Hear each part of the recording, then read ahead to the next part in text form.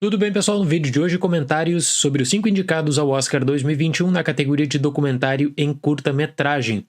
Essa lista é muito equilibrada, não existe um favoritaço. Tradicionalmente, na temporada de curtas, nós temos dois projetos que se destacam ou pela pesquisa histórica ou pela forma de denúncia que traz à tona, e nessa temporada eu não senti isso. Eu senti um equilíbrio muito grande. Não existe aquele curta consenso, são bons projetos, e eu acho que uma explicação para isso está também na temporada diferente que ocorreu em 2020. A temporada de festivais, praticamente toda ela feita de forma online, e vários produtores que acabaram deixando seus projetos para 2021. Mas vamos para a análise dos 5 indicados, começando com Underworld, que é o documentário dirigido pelos Kyle Fitzgerald, que recentemente tinha sido nomeado também para essa categoria por Lifeboat. Nos últimos anos existe a tendência de cada vez mais criar produções e apresentar produções em cenários de guerra, e isso se dá pela facilidade também de gravação que nós temos hoje em dia. Quase sempre esses documentários se voltam para locais mais seguros, como hospitais, mas nós sabemos que às vezes eles também acabam sendo alvo de ataques. Em Underworld, o foco é a análise de quem mais sofre com a falta de alimentos no Iêmen durante a devastadora guerra civil: as crianças. Acompanhamos a rotina de médicos na cidade de Aden que atendem crianças com desnutrição. Eu aprecio muito o espaço que Underworld dá para a gente celebrar também o trabalho dos profissionais da área da saúde, que dia a dia acabam encontrando situações devastadoras. Esse filme conta com imagens realmente chocantes, é difícil não ficar revoltado e emocionado. Mas aqui eu coloco um ponto para discussão. O diretor, ele tem a ideia de chocar por conta das imagens apresentadas, e se esse objetivo ele cumpre muito bem, realmente a pessoa fica revoltada ali com as crianças morrendo, com a relação também frágil que ocorre entre os médicos. Se o Kyle Fitzgerald apresentasse um contexto básico, ou o uso da narração mesmo, algumas entrevistas, eu creio que Underworld teria muito mais força. O diretor deixa para trazer um epílogo com 1 minuto e meio de duração, onde ele tenta resumir toda a complexa questão da guerra civil do Iêmen. Isso me pareceu muito mal articulado, essa base é muito frágil também. Underworld fica pelas imagens fortes e nada mais que isso. Acredito ainda assim que o impacto é tão grande que o espectador ele acaba interessado e curioso a pesquisar mais sobre essa situação, como que ele pode ajudar, o que está ocorrendo no Iêmen. Como o documentário denúncia, a força das imagens não é complementada com uma condução do mesmo nível. Eu fecho Underworld com a nota 6. O próximo documentário é A Love Song for Latasha, que está disponível no catálogo da Netflix, tem direção de Sophia Allison. Em março de 1991, a Latasha Harlins foi brutalmente assassinada após o dono de uma loja de conveniência pensar que ela estava roubando uma garrafa de suco de laranja que custava $1,79.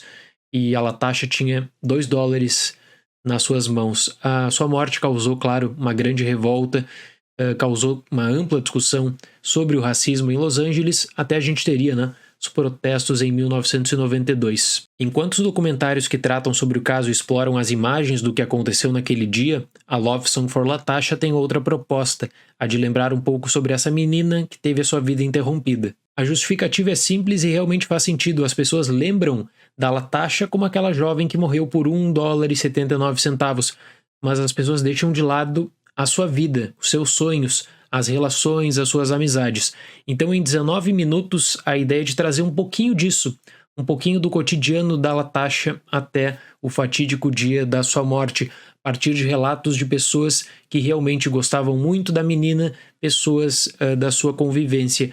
Então, você tem o caso da morte da mãe da Latasha, por exemplo, até amanhã, do dia em que ela iria buscar aquele suco de laranja. Os testemunhos são bons, eles emocionam, mas aí tem uma questão de conceito de A Love Song for Latasha que eu realmente não curti, até fiquei bastante distraído, que é a seguinte: a diretora aposta muito nas imagens para acabar ilustrando o que está sendo dito. Isso acabou me deixando com a impressão de que a diretora acreditava que as imagens contam mais do que as lembranças.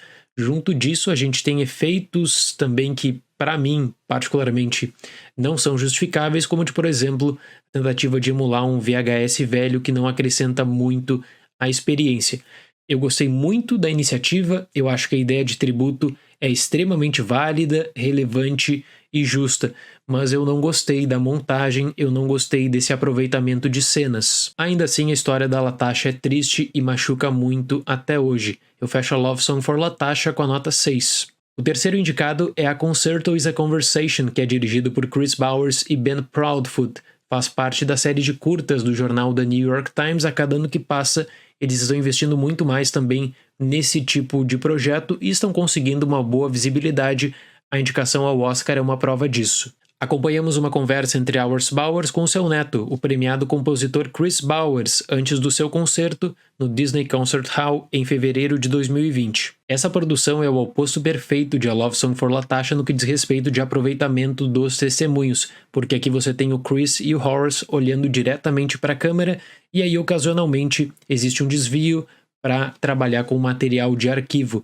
O ponto alto desse agradável papo está nos tópicos que são avançados sobre a história dos Estados Unidos, onde o Horace conta mais sobre a sua vida, sobre os seus desafios, acaba falando também sobre racismo, a sua vida na Flórida e superação. Infelizmente são apenas 13 minutos e eu acredito que isso limita bastante o alcance da análise, mas ainda assim é uma história muito direta, agradável, que deixa o espectador com um sorriso no rosto quando os créditos finais começam a rolar. Eu fecho A Concerto is a Conversation com a nota 7.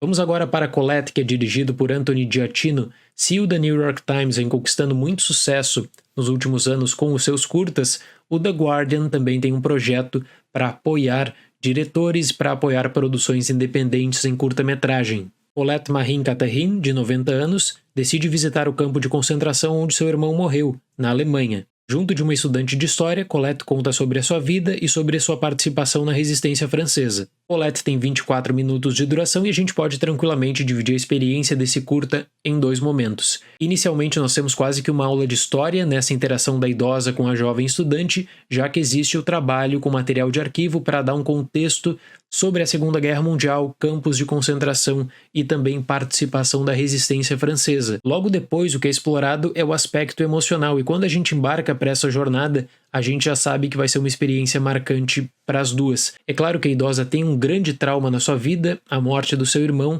e o documentário busca explorar isso durante essa visita ao campo de concentração, onde ela tenta descobrir o que ele fez, onde ela tenta também revisitar os seus últimos passos. Eu gosto muito dessa temática de resistência francesa. Eu publiquei 2 artigos recentemente também sobre cinema e resistência francesa, um na Universidade Federal de Uberlândia e outro na USP. Para quem se interessar, eu até vou deixar os links na descrição. Eu queria que esse documentário, aí é uma visão muito pessoal, mas eu queria que esse documentário aproveitasse um pouquinho mais das memórias da Colette, porque definitivamente ela tinha muita coisa para contar, especialmente na relação dela com seu irmão e o que ele fazia.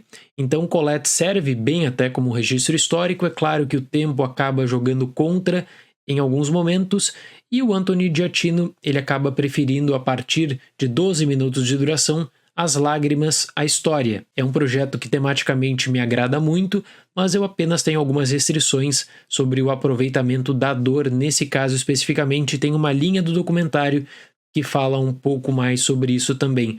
Ainda assim, eu fecho o Colette com a nota 7.